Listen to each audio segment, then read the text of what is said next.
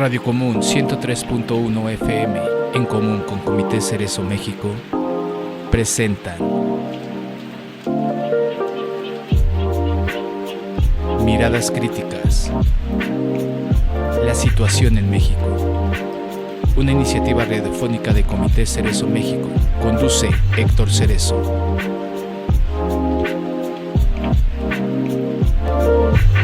Miradas Críticas, comenzamos.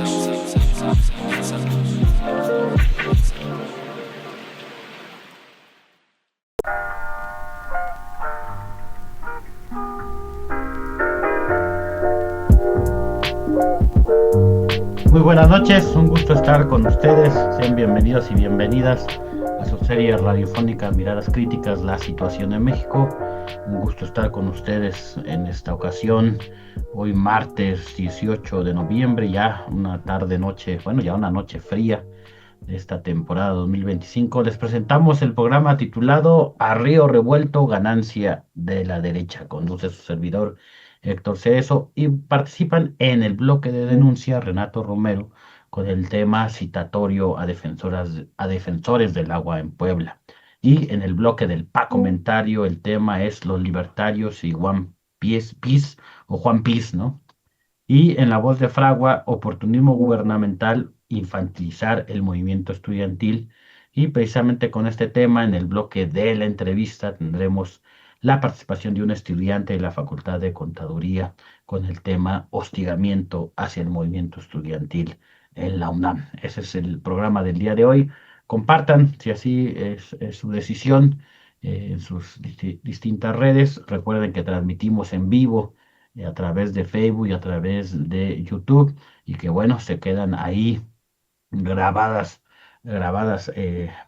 todos los programas, y el día de mañana ya podrán encontrar este mismo programa, pero dividido en los 4 bloques por las distintas redes de Radio Común. Y pues vamos a darle este inicio. Ahí tenemos en el fondo esa manifestación que ocurrió hace pocos días. También vamos a hablar de este tema.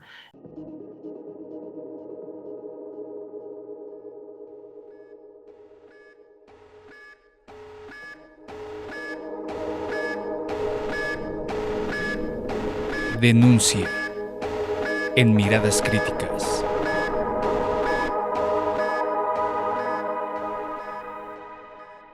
Y pues le damos la bienvenida. Muy buenas noches, don Renato. Pues quisiera preguntar, como siempre, nos preocupó, compartieron este citatorio por parte del Centro de Justicia Penal en el estado de Puebla en contra de usted y otro activista en el marco de la criminalización contra defensores del agua allá en la comunidad de Xochitl. Y pues platíquenos, don Renato, ¿a qué se debe este citatorio? ¿Cuál es el contexto en esta comunidad y su propia lucha? Bueno, es un citatorio para continuar la audiencia que nos inició la Fiscalía General de la República con motivo de una denuncia de Capufe. Me imputan la responsabilidad del cierre de la pista Puebla-México el 28 y 29 de mayo que realizó el Movimiento en Defensa del Agua del pueblo de Xochitl, a Pascual Bermúdez y a mí. Tiene 2 meses, más o menos, que se dio la primera audiencia en la que nos vincularon a proceso sin ninguna restricción. Y les dieron 2 meses a las fiscales, que en la segunda reunión fueron 3 fiscales, para que aportaran más pruebas. Y ahora esa Fiscalía Federal solicitó un mes de prórroga para hacer más investigación y presentar más pruebas. Suponemos que no se sienten seguras y el abogado nuestro, el abogado Tonatiu, mm, objetó y no estuvimos de acuerdo en que se les diera más plazo, y entonces el juez cita audiencia para debatir este trámite. Pero yo soy muy desconfiado, soy campesino y tenemos el instinto natural de desconfiar más de las autoridades del Estado, que siempre ha traicionado a los pueblos. Y se confirma nuestra razón, nuestra desconfianza, porque se filtró una información al compañero Pascual, donde no conocemos o nos dan a saber que este viernes nos van a detener. Mm. Obviamente son filtraciones, son rumores, pero son filtraciones de gente que es autoridad. Y no dudamos que haya otras denuncias, otras carpetas que nos quieran aplicar y aprovechar nuestra asistencia presencial a las instalaciones de la Fiscalía General de la República, que se encuentran atrás del penal de San Miguel en Puebla.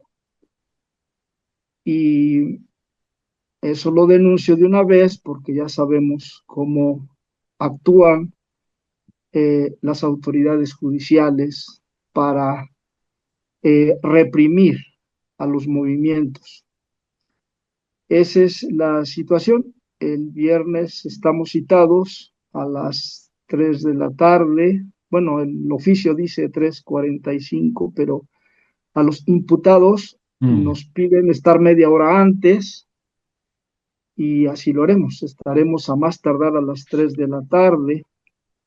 Y a los compañeros de los movimientos que se solidarizan, sobre todo los pueblos cholultecas, están convocando a que nos acompañe gente a las 2:30 de la tarde. Esa es la situación, nos vamos a presentar, porque si no nos presentamos, damos motivo ahora sí a una detención. Esa es la situación de este nuevo instituto.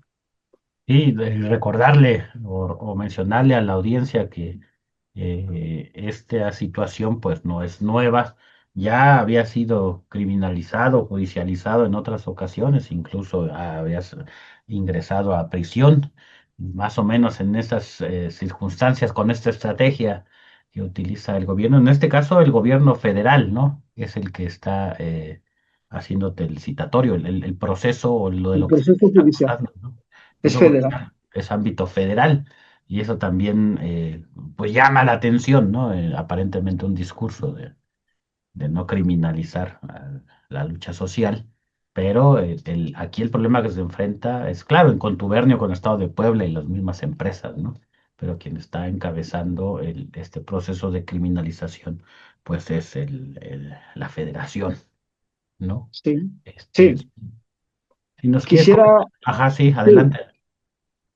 eh, respecto a mi encarcelamiento, que se dio la detención el 1 de julio, es un proceso judicial de la Fiscalía General del Estado de Puebla, Ujú. a causa de una denuncia de la empresa privada capitalista Concesiones Integrales, alias Aguas de Puebla, que administra el agua, hace negocio inmenso con toda el agua, vendiéndosela a los poblanos, a la mitad de los poblanos, Ya. con el agua de los pueblos cholultecas. Esa es la razón de que me encarcelaron, y que gracias a la presión de los pueblos que reventaron las redes sociales exigiéndome libertad, me tuvo que liberar el propio gobernador. Y no quería ser el primer preso, no quería tener su primer preso político, y me liberaron.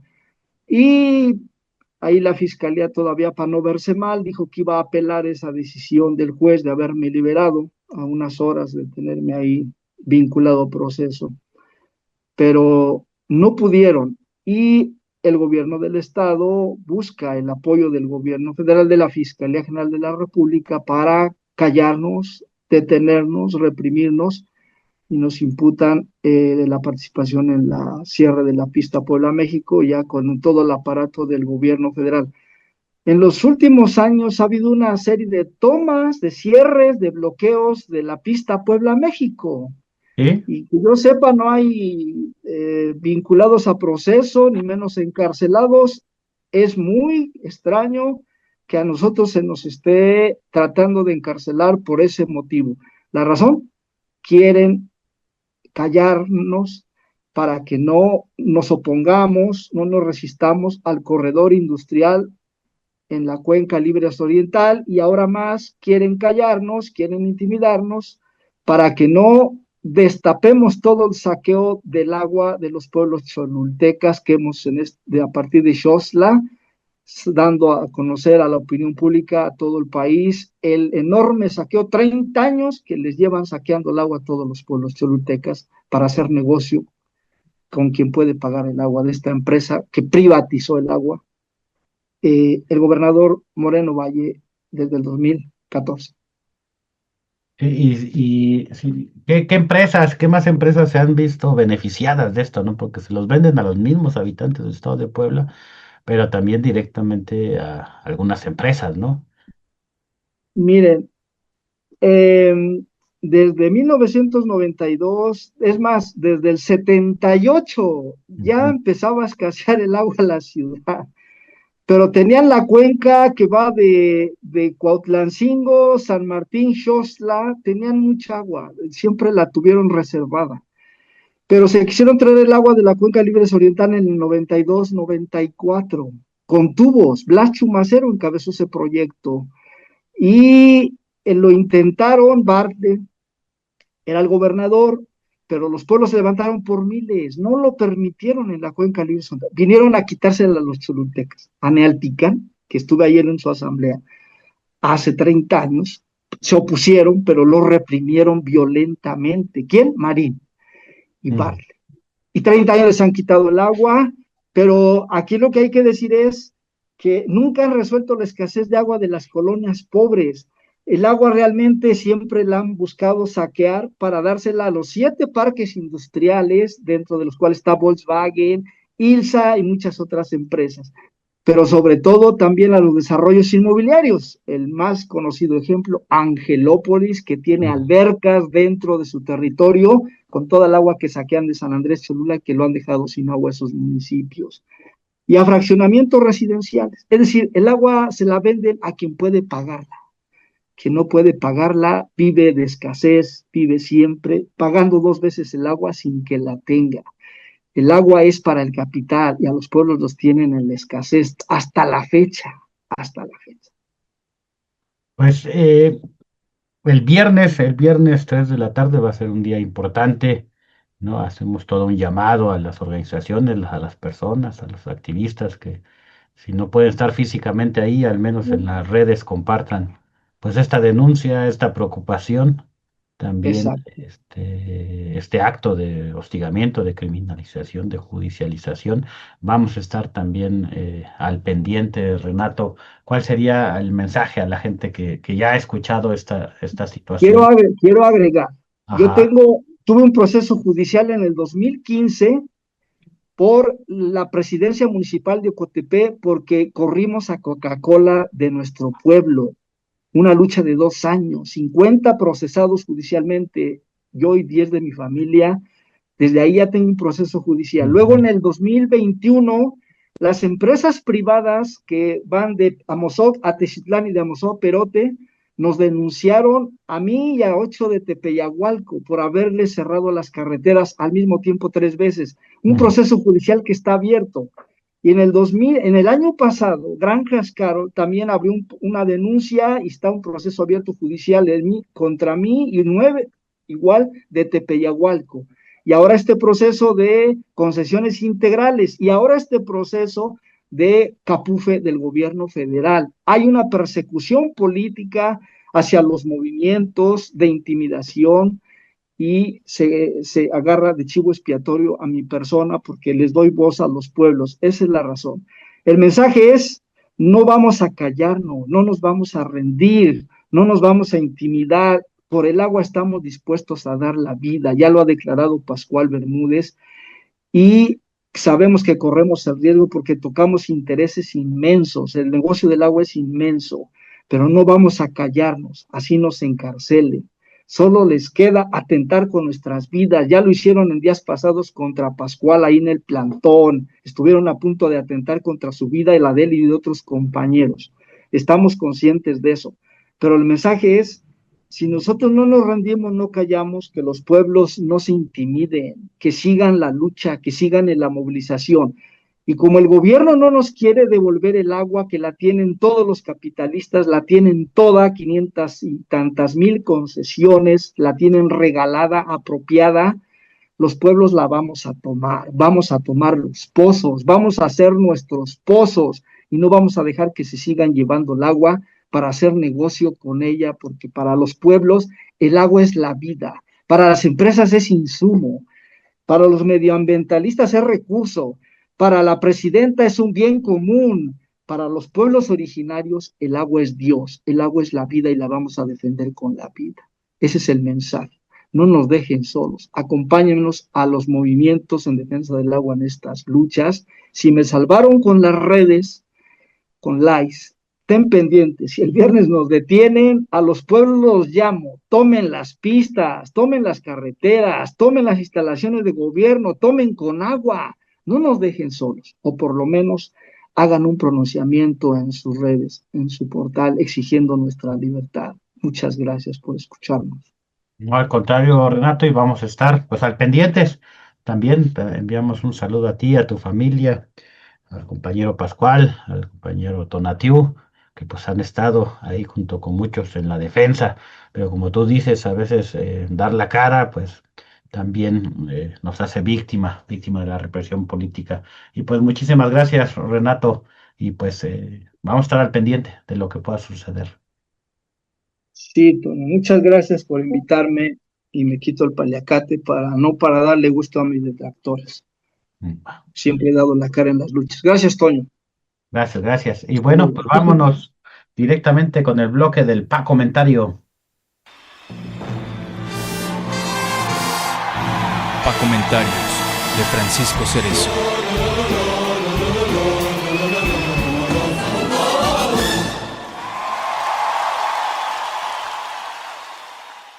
Gracias, Héctor. Pues una compañera de Morelos me preguntó si iba a realizar este análisis sobre la marcha de la derecha del 15 de noviembre. Le dije que no era significativa políticamente hablando, pero aunque la marcha no tiene una trascendencia política significativa, lo que sí es significativo es la respuesta de la 4T y afines, quienes no atinan a dar una alternativa política adecuada al avance de la ultraderecha libertaria en movilizar el descontento contra la 4T.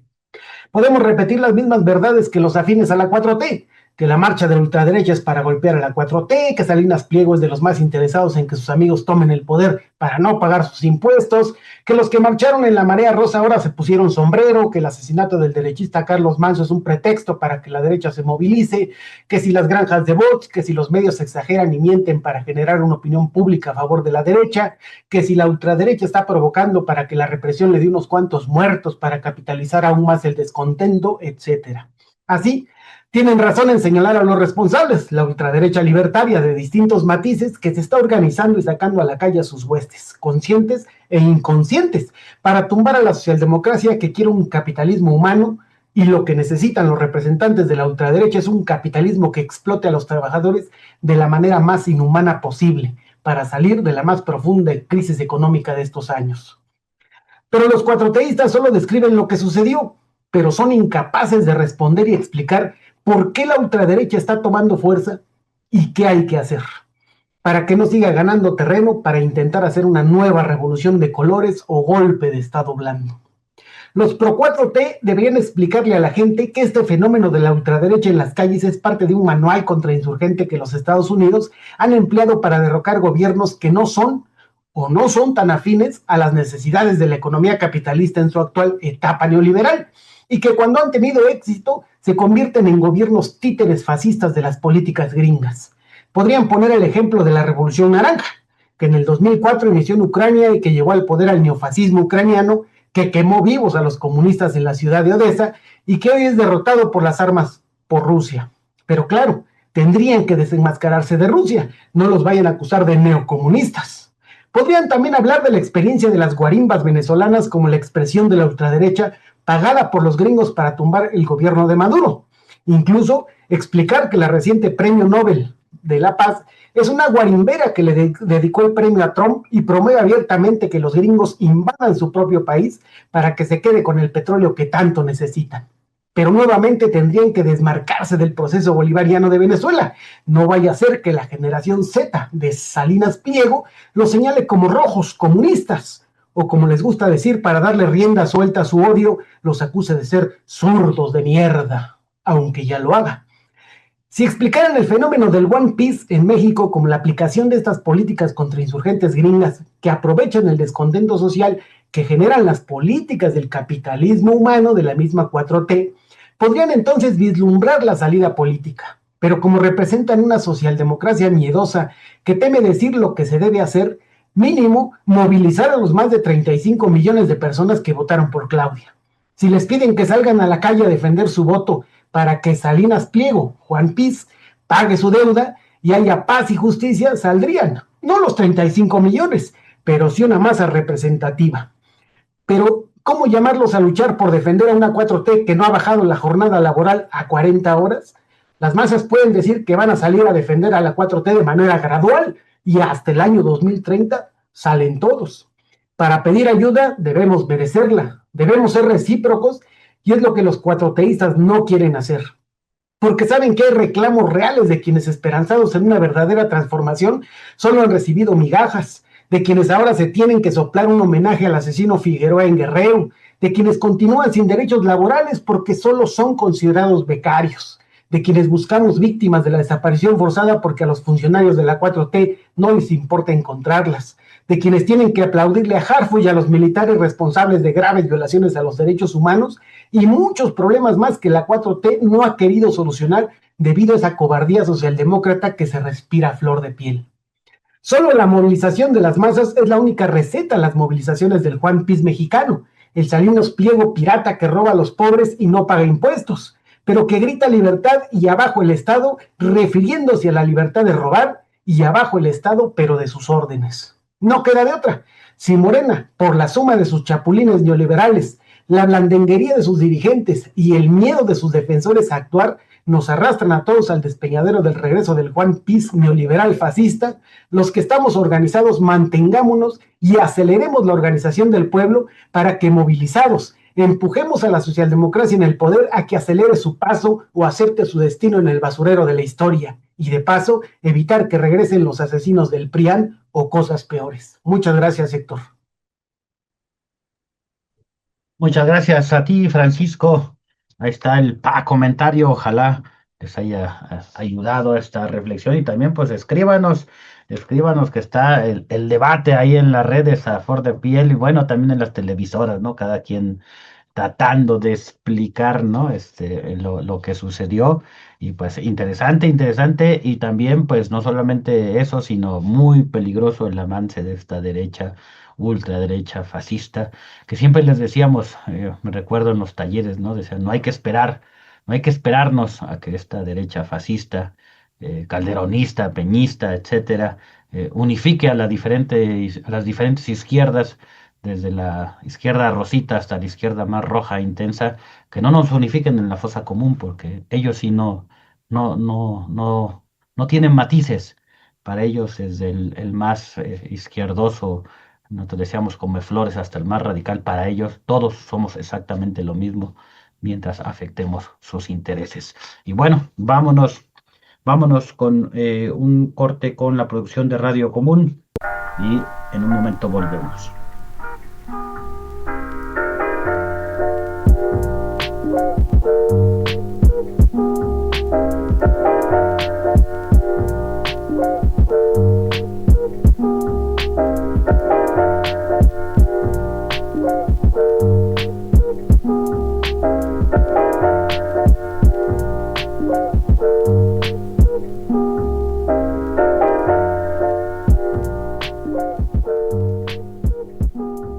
Bien, pues ya estamos de regreso, miradas críticas de la situación en México y vamos con el tercer bloque, el bloque de La Voz de Fragua, este periódico independiente de la Organización de Lucha por la Emancipación Popular, que se distribuye principalmente en Ciudad de México, Puebla, Hidalgo, Querétaro también, Cuernavaca y aquí en la Ciudad de México, principalmente en los metros, dentro del metro de la Ciudad de México y bueno, de mano en mano. Y vámonos con oportunismo gubernamental, infantilizar el movimiento estudiantil.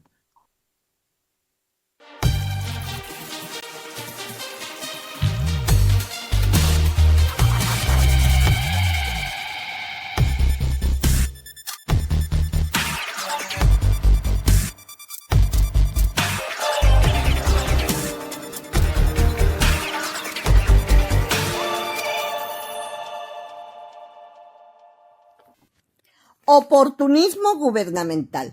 Infantilizar el movimiento estudiantil. La mayoría sabemos a grosso modo lo que ocurrió el 2 de octubre de 1968. La represión en la Plaza de las Tres Culturas en Tlatelolco a manos del ejército mexicano, cuya iniciativa principal recae en Luis Echeverría y Gustavo Díaz Ordaz, quienes fueron secretario de Gobernación y presidente de la República respectivamente. Este suceso se dio como parte de una ola de represión y contrainsurgencia que desencadenó años más tarde la Guerra Sucia, política que tuvo como objetivo exterminar a las guerrillas de aquellos años. Por tal motivo, desde hace 57 años se ha marchado durante esta fecha dolorosamente recordada, manifestaciones que en sus inicios se compusieron por obreros, campesinos y estudiantes de las universidades públicas del país, como en el caso de la hoy benemérita Universidad Autónoma de Puebla, BUAP, que no hay que olvidar, tuvo un papel protagónico durante el movimiento popular poblano hasta antes de los 90. Como organización de lucha por la emancipación popular, OLEP, participamos por segundo año consecutivo en la última marcha del 2 de octubre en la ciudad de Puebla.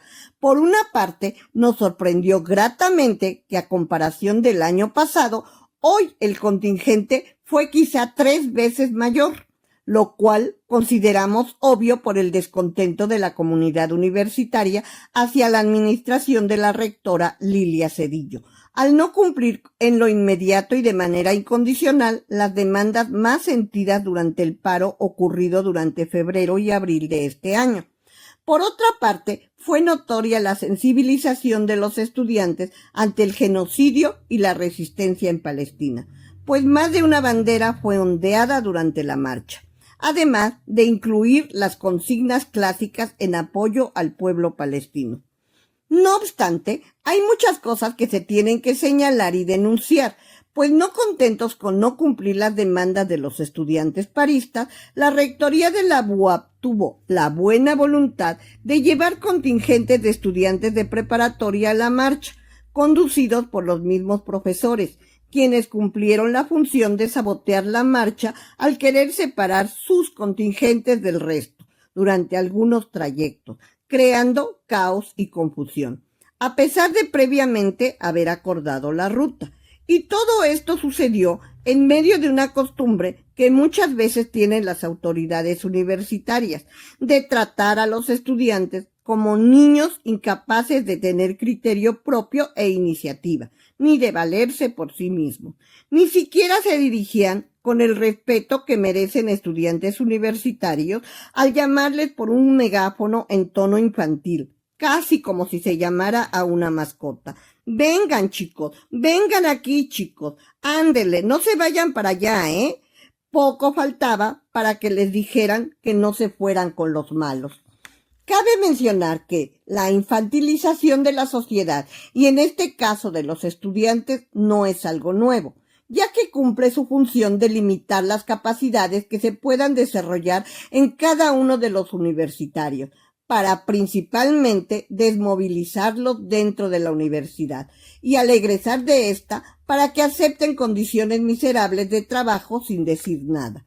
Obviamente, al tratarse de una política del Estado capitalista dentro del cual están las universidades, se manifiesta, aunque no siempre descaradamente como durante la marcha en Puebla, hay otras formas más disimuladas que van desde aquellos profesores buena onda que te invitan a desayunar para hablar mal de los profesores que les caen mal, hasta organizar fiestas, excursiones e incluso dando el palancazo para acceder a alguna beca o como prestador de servicios dentro de la universidad. Esta maniobra, al crear la ilusión de que con el tiempo y tu esfuerzo pasarás a formar parte de la planta de trabajadores de la universidad, puede poco a poco destruir la capacidad de hacer alguna crítica al sistema o simplemente infunde el miedo, aunque no en todos los casos, a siquiera solidarizarse con los movimientos estudiantiles y sociales con tal de que no te quiten aquella beca o chambita que el profe buena onda te ofreció de buena voluntad. A estas alturas es muy peligrosa la infantilización de la sociedad y de los universitarios, ya que vivimos y somos testigos de la agudización de los defectos del sistema capitalista en cuanto a las relaciones geopolíticas. Pues si tenemos a un supremacista como Donald Trump del otro lado del muro, con el discurso amenazante de que tiene el poder de invadir Latinoamérica, entonces, ¿cómo se le hará frente si estamos todos temerosos, aniñados y limitados de nuestras capacidades? No se trata de marchar por marchar para sentirse bien como los del 68, sino que mínimo debemos comprender por qué sucedió aquel movimiento estudiantil y popular, pues no hay que olvidar que durante aquel movimiento también los estudiantes tuvieron la capacidad para unir a choferes, electricistas, amas de casa y la sociedad en general al movimiento, sin importar que fueran o no estudiantes, que fueran jóvenes como ellos o que sobrepasaran los 50 años de edad. Así que, como estudiantes y pueblo trabajador en general, hay que conmemorar seriamente las fechas históricas, a la par de luchar por la transformación profunda de la realidad que vivimos millones, pues, aunque las condiciones no den para alcanzar el socialismo de manera inmediata, debemos crearlas. Y solo lo lograremos si damos la lucha para desarrollar nuestras capacidades descubiertas y las que aún hay por descubrir, pues como se expuso anteriormente, lo que el capitalismo quiere es una sociedad infantilizada que solo se movilice cuando el patrón o el profe buena onda les dé permiso y los lleve de la mano. Mientras tanto, como estudiantes debemos adquirir la iniciativa para tomar nuestras decisiones y asumir nuestras responsabilidades de manera consciente. Ya no estamos en la colonia española para que nos traten como seres incapaces de analizar, reflexionar y organizarse, pues si nos dejamos llevar por estos profesores, solo seremos la carne de cañón para sus intereses particulares o de la clase burguesa que representan, que poco o nada tienen que ver con los nuestros, como lo son construir una universidad gratuita, popular, con verdadera calidad académica, donde se imparta una educación crítica y autocrítica, y donde estudien todos aquellos que quieran estudiar sin filtros innecesarios. Luchar con dignidad, con el pueblo organizado, luchar hasta vencer.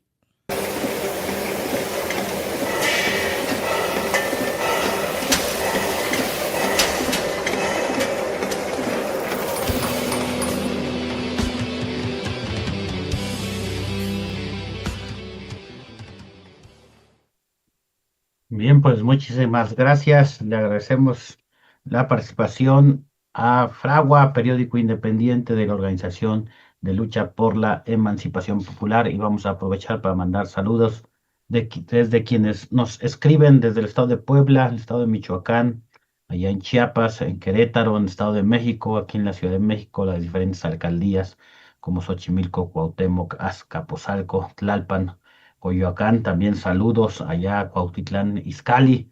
Les mandamos saludos, ¿no?, a quienes nos están pues escuchando en vivo en este programa, y también a quienes el día de mañana o pasado o en el transcurso de la semana también escuchan el programa. Vamos a tratar de establecer el enlace con la compañera están en una asamblea, me dice, entonces ya no van a tardar en poder conectarse para hablar de este tema del hostigamiento hacia el movimiento estudiantil en la UNAM. Y para ir entrando, digamos, en materia, hay una notita que nos llamó la atención, ¿no? El nombramiento de Manuel Palma Rangel es el nuevo titular de Prevención y Apoyo a la Movilidad y Seguridad Universitaria. Y ustedes dirán, bueno, ¿y ese qué tiene de malo que esté ahora encargado de la seguridad en la Universidad Nacional Autónoma de México? Pues nada menos que este funcionario, pues ha sido servidor público a nivel estatal, a nivel federal, y fue funcionario del control penitenciario en el Estado de México, ¿no? Uno de los que ustedes seguramente saben, las cárceles en el Estado de México no son el mayor ejemplo de orden, de anticorrupción y de rehabilitación de los presos, ¿no? Son de las peores cárceles en el país. Y también, pues, trabajó en gobierno federal, en la Comisión Nacional de Seguridad, cuando el encargado era Renato Sales Heredia, que por si ustedes no recuerdan quién fue Renato Sales, pues una de las personas que fue acusado en su momento por no solamente por corrupción, sino por graves violaciones a los derechos humanos, ¿no? Entonces, este es el tipo de persona que la UNAM, a la cual la UNAM pues le está apostando para pues todo este tema de seguridad en la misma universidad. Entonces vamos a ver si no nos ponen a hacer fajina ahí a los estudiantes de nuevo ingreso, ¿no? Y empiezan a cobrar más cuotas, ¿no? Por todo, porque pues no es cualquiera, una persona que se ha encargado de pues los penales, ¿no? Digamos, ¿no? Bien, ahí Paco ya nos pone algunos datos de este personaje. Y bueno, pues vamos a hacer una pausa con la producción de Radio Común. Estamos esperando a la compañera. Ustedes saben, les pedimos paciencias. Es el activismo, la efervescencia. Y ahorita regresamos. Dice que ya está intentando entrar. Ahorita vemos por qué no puede.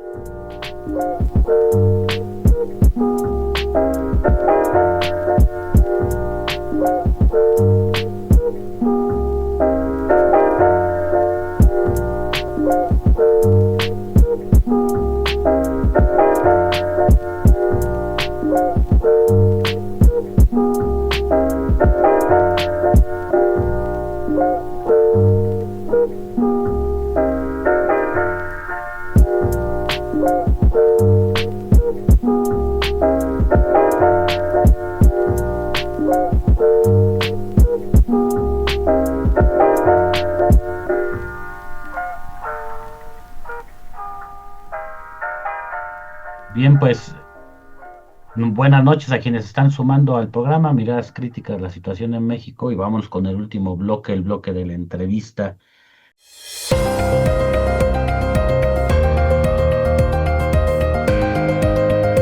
La entrevista en Miradas Críticas.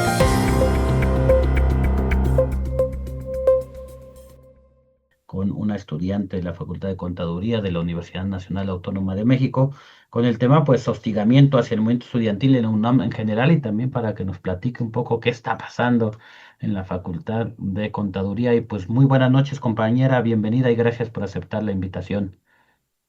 Hola, muy buenas noches. Muchas gracias a ustedes por invitarme. Pues platícanos, precisamente estábamos, antes de que te conectaras, estábamos platicando del nuevo nombramiento encargado de seguridad en la UNAM, que es un ex antiguo funcionario federal y estatal encargado de las cárceles en el Estado de México, ¿no? Ni más ni menos, y de todo ese ambiente, pues policial, carcelario, ¿no? Ese es el nuevo encargado de la seguridad de la universidad. Pero bueno. ¿Cuál es la situación actualmente de la Facultad de Contaduría? Si nos puedas platicar, por favor. Híjole, pues ahora que me estás diciendo eso, tendría sentido en el hecho de todos de la aproximación que han decidido darle pues los directivos ahora sí que de mi facultad, pero también de otras, está pasando, siento que parte de la situación que hemos tenido aquí en mi universidad, en mi facultad, Facultad de Contaduría y Administración, pues ha sido algo que ha pasado también a nivel UNAM y pues que está siendo muy preocupante y es el hecho de que no se está actualmente reconociendo en lo absoluto los movimientos estudiantiles que están siendo llevados a cabo. Para nosotros, bueno, ya llevamos más de 2 meses en movilización, desde paros activos hasta paros académicos, hasta pues el reciente estado de paro total en el que se han encontrado pues las instalaciones de mi escuela desde hace aproximadamente un mes. Eh, y pues de los directivos hemos visto poca, casi nula respuesta. Ahora sí que por ahora, por ejemplo, la situación de la facultad es el hecho de que sin haber reconocido el final, ni siquiera el inicio, pero sin haber dado como reconocimiento a un final del movimiento estudiantil, los directivos decidieron levantar el paro ahora sí que porque ellos quisieron y decir que había clases en línea y que los trámites se iban a llevar en línea y muchísimas cosas, pues prácticamente dejándonos completamente solos a las personas que estábamos cuidando las instalaciones. Yo sé que fue con esa intención, con la intención de separar, con la intención de dividir, con la intención de que la comunidad estudiantil pues nos diera la espalda y se dedicase única y exclusivamente a sus clases y sus exámenes y sus trámites y a nosotros pues ahora sí que nos dejaran solos aquí. Pero vuelvo a repetir, esto no es algo que solo se ha repetido en mi facultad. Hemos hablado también con facultades como en química, como arquitectura, en donde tampoco han reconocido sus movimientos a pesar de que llevan semanas o en el caso de arquitectura meses. Ah, está habiendo un problema en el sentido de que ya ni siquiera se ve a los movimientos estudiantiles como movimientos estudiantiles. Se nos vandaliza, se nos criminaliza, se nos llama delincuentes, se nos llama holgazanes. Todos los días yo me despierto y hay de 3 o 4 publicaciones sobre mí diciéndome agresiva, diciéndome casi casi en algún momento hay una publicación en donde me comparan con el asesino del CCH Sur. Dígame por Dios, ¿qué es esa clase o sea, independientemente del no reconocimiento por parte de las autoridades, también están habiendo estas campañas de persecución y de desprestigio masivas, a nivel de que no solo es a mí, a compañeras mías les han sacado números de teléfonos, les han sacado historiales académicos, les han sacado credenciales, les han sacado muchísimas cosas que es imposible que alguien más tenga esa información, además de los directivos y los administrativos de la facultad, y con eso se les está persiguiendo. ¿Eso qué nos quiere decir? Que las personas que nos están persiguiendo son parte de la misma administración. Si no, no hubiesen tenido manera de saber mi nombre completo. A mí se me doxeó prácticamente. Se me doxeó con mi nombre, se me doxeó con mis datos, con mi teléfono, con mi credencial, con mi dirección, con todo. Y esos fueron los mismos directivos de la universidad. Y lo sabemos porque esa clase de datos son inaccesibles por completo a cualquier otra persona que no pertenezca a la administración. Bueno, Y ajá. para también ir comentando a la audiencia, algunos sí están enterados, hemos tocado estos temas, ¿no? La movilización, el movimiento universitario, ¿no? Pero, ¿cuáles son las demandas, ¿no? De la Facultad de Contaduría y Administración? ¿Cuáles son las demandas que también han detectado en otras facultades, prepas o CCHs? Porque hay una respuesta efectivamente desmedida de represión, de criminalización y estigmatización, pero el por qué, ¿qué están pidiendo ustedes? Que las autoridades están actuando de esa manera, injustificablemente, por supuesto, ¿no? Pero para la gente que no está tan metida, para la gente de los estados que nos están escuchando, en las diferentes también universidades en el interior del país, ¿cuáles son algunas de las demandas estudiantiles? Pues mire, yo creo que llevamos tanto tiempo en lucha que las demandas han ido evolucionando y han ido pues de alguna manera cambiando conforme, pues no, bueno, ajá, no cambiando como tal, pero sí han surgido nuevas. Y es que al inicio todo esto se hizo por una necesidad general universitaria de más seguridad, tanto en los planteles como más seguridad para los alumnos respecto a atención psicológica y atención, pues en general, ¿no? De la salud mental. Vimos todos los sucesos que pasaron en el CCH, vimos los sucesos que pasaron en Facultad de Arquitectura, donde hubo un suicidio, Y todo eso pues nos hizo un poquito a toda la comunidad de la universidad pues darnos cuenta que requeríamos, que se estaba dejando muy de lado esta clase de maneras de proteger al estudiantado. Poniéndole un ejemplo, aquí en mi facultad somos una comunidad de aproximadamente 16,000 a 20,000 alumnos. ¿Y sabe cuántos psicólogos tenemos para toda la comunidad? Tres, Mm. tres psicólogos.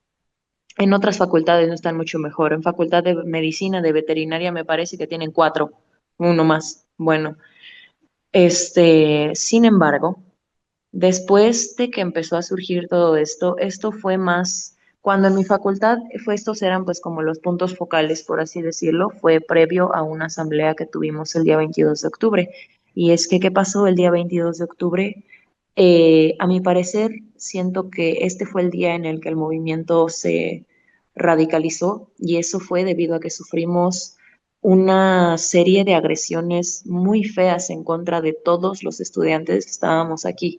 Para dar una breve recapitulación, esa vez pues fue una asamblea informativa únicamente para ver cuáles habían sido los avances, para ver qué es lo que se había acordado con los directivos hasta ese momento, porque en ese momento ya estábamos en movilización, solo que era una movilización mucho más pacífica y mucho menos llamativa, por así decirlo.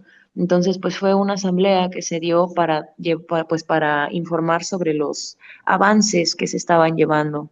Sin embargo, pues los directivos se comportaron de una manera muy intransigente cuando, bueno, hubo una primera asamblea ese día en la que participó una parte de la comunidad, pero debido a pues varias peticiones que nos habían hecho otros estudiantes que no habían podido estar presentes durante la primera asamblea, se decidió hacer una segunda asamblea en la tarde. En esta asamblea en la tarde fue cuando se suscitaron todos los hechos de agresión, fue cuando, bueno, para dar una breve recapitulación, ni siquiera nos Ujú. dejaban iniciar la asamblea, eran los mismos funcionarios los que nos desconectaban los cables para que no hablásemos.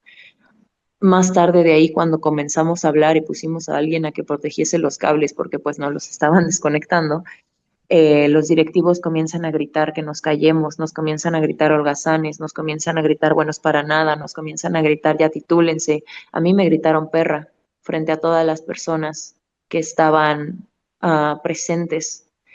Y todo esto teniendo en cuenta que de un lado tenías a toda la comunidad estudiantil y del otro tenías a toda la comunidad administrativa y los que estaban haciendo pues el argüende, ahora sí que como quien dice, los que estaban gritando, los que estaban no dejando hablar, los que estaban amedrentando, los que estaban amenazando, fueron los directivos. Y por eso es que la comunidad en ese día se enojó tanto y a partir de ahí surgió un nuevo punto focal que fue el hecho de que se reconocieran las agresiones que recibimos por parte de estos funcionarios, porque actualmente todas las personas que nos encontramos en este movimiento, incluso las personas de mi misma facultad, compartimos un solo sentimiento y es que no nos sentimos seguros en la facultad en la que estudiamos, sabiendo que los administrativos y pues sí, que los administrativos y académicos son capaces de tratarnos de la manera en la que nos trataron esa vez, y porque no fueron solo agresiones verbales, también hubieron agresiones físicas,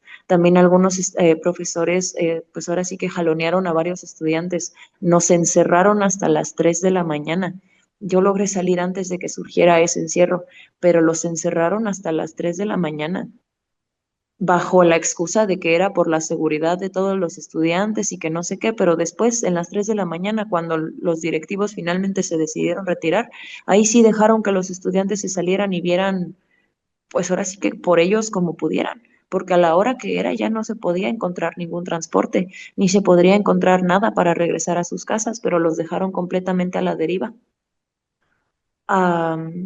Aunado a todo esto, pues una constante actitud de indiferencia por parte de los directivos es algo que nos ha llevado a otro eje muy fuerte que se está pidiendo actualmente y es la destitución de nuestro director, ya que se lleva tantos meses en lucha, llevamos 2 meses en lucha y no nos han reconocido en lo más mínimo, a tanto que ahora reactivaron las clases sin tener en cuenta todas las personas que están participando en este movimiento. con un espíritu evidentemente de dividirnos, de separarnos de nuestra comunidad, de ponerlos en nuestra contra, de hacernos ver a nosotros como los que no estamos dispuestos al diálogo o como los que no estamos dispuestos a llegar a acuerdos, cuando en realidad es que nosotros desde el inicio hemos tratado de negociar estos puntos, los puntos de la seguridad, la atención, los puntos de las sanciones a los profesores y a los directivos que nos amedrentaron, que a día de hoy es algo que los directivos siguen negando, a pesar de que hay videos y a pesar de que hay en vivos y a pesar de que hay miles y millones de pruebas de todo lo que nos hicieron ese día. Entonces, pues creo que si bien a nivel universidad está esto de la seguridad y de la seguridad y la atención psicológica, sí que es cierto que también ahora mismo hay un punto muy fuerte y es el respeto a la comunidad estudiantil, el respeto a nosotros como estudiantes de protestar y de organizarnos, ya que no se nos está teniendo respeto en lo absoluto y mucho menos se nos está reconociendo en lo absoluto. Se está tratando de callar todo. No sé si han visto las redes sociales de la universidad, pero la universidad no se ha pronunciado en lo absoluto de todos los movimientos que están pasando actualmente. La universidad no se ha pronunciado en lo absoluto al respecto de todos los movimientos políticos que están pasando. Nos están invalidando por completo y nos están silenciando.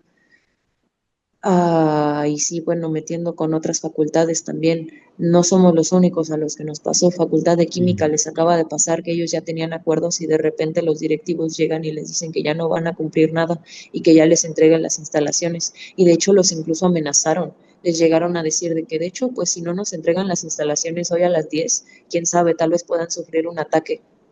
Dígame usted qué es eso. ¿Cómo, como administrativo de una facultad, te pones tú a decirles eso a tus estudiantes de puede que sufran un ataque? Dios mío, nos están silenciando a medida del miedo, nos están silenciando a medida de acoso, a medida de agresiones, de literalmente difamándonos y distorsionando nuestra imagen pública a nivel, pues ya ni siquiera universidad, a nivel de redes sociales para que llegue a quien le pueda llegar, para que nos hagan lo que sea. O sea, Y es lo bueno, que hemos podido ver, hemos entrevistado aquí a estudiantes de San Luis Potosí, de Hidalgo, de Estado de México, de Puebla, de las universidades que también han tenido recientemente movilizaciones y protestas y efectivamente la seguridad, la atención psicológica, el respeto al derecho humano a la protesta, a la organización, a los espacios estudiantiles, es un tema que ha sido tocado continuamente y también estas universidades que se han convertido pues en el refugio de esta derecha conservadora que es incapaz inclusive de establecer un diálogo, digamos, en el ámbito universitario, sino se va al insulto, se va al golpeteo, se va al desprestigio, se va a la represión académica, ¿no? A las distintas formas de hostigamiento, intimidación hacia los estudiantes, las estudiantes. ¿Y ustedes qué mensaje les darían a todos esos estudiantes, no solamente de la universidad, del por qué seguir luchando, del por qué seguir manteniendo las demandas a pesar de esta falta de una respuesta positiva por parte de las autoridades? pues de hecho eso es algo que yo llevo hablando bastante tanto con mi colectivo como con la movilización en general que hay en mi facultad y es que ahora mismo sí somos un grupo un poco mayor, a mi parecer, de lo que hemos sido en años anteriores, en movilizaciones anteriores. Sin embargo, seguimos siendo pocos. La comunidad en general sigue desatendida, sigue sin voltear la mirada, sigue, pues ahora sí que metida en lo suyo y es precisamente a donde quiero llegar, que este individualismo que hemos desarrollado como sociedad nos está haciendo mucho daño a nivel de saber exigir las cosas que necesitamos, a nivel de saber movilizarnos cuando lo tenemos que hacer, porque abusos de autoridad hay en todos lados, no solo en la UNAM, abusos de autoridad hay en todo el país, hay en toda Latinoamérica y en todo el mundo, pero si hay algo que hemos aprendido de la historia, es que la unión sí hace la fuerza. Es que por más que nosotros veamos para arriba estos administrativos, estos directivos, estos gobernantes, incluso ya metiéndonos con temas pues nacionales, si nos quedamos callados y esperamos a que alguien haga algo más por nosotros, esperamos a que los demás hagan las cosas por nosotros, van a salir las cosas mal, porque no hay manera de construir un movimiento lo suficientemente fuerte como para transformar las cosas de raíz a nivel, ahora sí ya estoy hablando nacional e internacional incluso, si no existe esa unión y esa organización como todos, si no todos ponemos un poco de nuestro granito de empezar a comunicarnos con nuestro vecino, con nuestro amigo, preguntarle cómo está todo, cómo va su vida, qué problemas han tenido, empezar a hacer este tipo de asambleas en las que todos puedan pues externar sus inconformidades, el que nos deje de... Yo sé que es algo que da mucho miedo y ya lo comprobé con todas las represalias y toda la difamación que me ha caído después de pues lo que he hecho y lo que he decidido hablar. Sin embargo, también sé que desde que yo he hablado y desde que todos mis compañeros se han unido, el movimiento se volvió fuerte gracias a la unidad de nuestros compañeros. El movimiento se volvió fuerte gracias a que hubieron las suficientes personas que decidieron levantarse, dar la cara y alzar la voz por lo que los aquejaba. Y eso es lo que me gustaría, si se me diese una oportunidad para hablar a todos y cada uno de los ciudadanos del país, eso les diría: deja de quedarte callado. Deja de bajar la cabeza cuando tu jefe te hace algo que no va acorde a lo que tú habías firmado en hacer. Deja de bajar la cabeza cuando te digan que te quedes horas extra y que no te las van a pagar, pero que lo tienes que hacer porque así es la manera de demostrar que eres un buen empleado. Tenemos que sacarnos todos estos conceptos que pues nos esclavizan prácticamente. No somos esclavos, somos ciudadanos, tenemos capacidad de decisión, tenemos vidas personales, tenemos que dejar de bajar la cabeza ante todas estas personas que nosotros percibimos como poderosos, porque adivinen qué, esa jerarquía y ese poder que nosotros le ponemos a estas personas es completamente ficticio. Es una organización jerárquica de un sistema completamente ficticio, completamente teórico. En cuanto las personas decidan por fin tomar acción y empezar a movilizarse dentro de sus comunidades y empezar a levantar todos estos micromovimientos que después se vayan uniendo, esto se va a hacer algo imparable, pero necesitamos la ayuda de todos. Y para tener la ayuda de todos también tenemos que, los pocos que ahora sabemos las problemáticas que hay, hablarlo, alzar la voz, porque si no nadie nos va a escuchar. Pues muchas Sí. gracias, compañera, por tus palabras fuertes y siempre el llamado a todas las demás organizaciones, movimientos, personas solidarias que a lo mejor no están organizadas en colectivos, pero siempre muestran su solidaridad, pues a arropar al movimiento estudiantil en sus diferentes formas, diferentes expresiones. No debemos ser indiferentes. Por ahí mandan saludos, dicen la UNAM ahora es una cárcel, o al menos así lo parece. Nuestra solidaridad a la compañera que da la entrevista y a sus compañeros, ¿no? Y pues agradecer también, saludos a Jans Martínez desde Guerrero, porque vivos y los llevaron, vivos los queremos. Ella es madre buscadora. Y pues muchas gracias, compañera, y no sé, para cerrar el programa, algunas palabras finales. Pues que la esperanza nunca se pierde, ni la esperanza ni la fe se pierden. Aunque nos derroten hoy, yo sé que vamos a seguir aquí mañana. Y yo sé que vamos a seguir exigiendo y vamos a seguir hablando tan fuerte como lo hemos hecho hasta ahora. Solo necesitamos apoyo. Necesitamos mucho apoyo de todas las personas que nos puedan escuchar. Pues, Entonces, pues sí. pues muchas gracias, muchas gracias. Hay mucho valor, mucha entereza, toda nuestra solidaridad. Y pues nos vemos el próximo martes en Miradas Críticas, la situación en México, con otro programa. Y pues muy buenas noches. Muy buenas noches, igualmente muchísimas gracias por invitarme. Fue un gusto.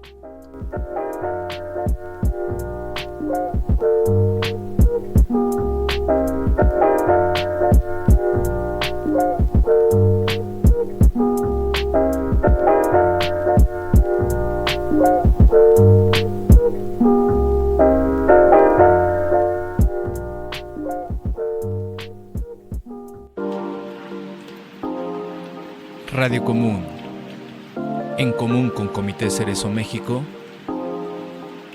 les esperamos en la siguiente entrega. Miradas críticas. La situación en México. Una iniciativa radiofónica de Comité Cerezo México. Vida digna. Memoria, verdad, justicia. Radio Común.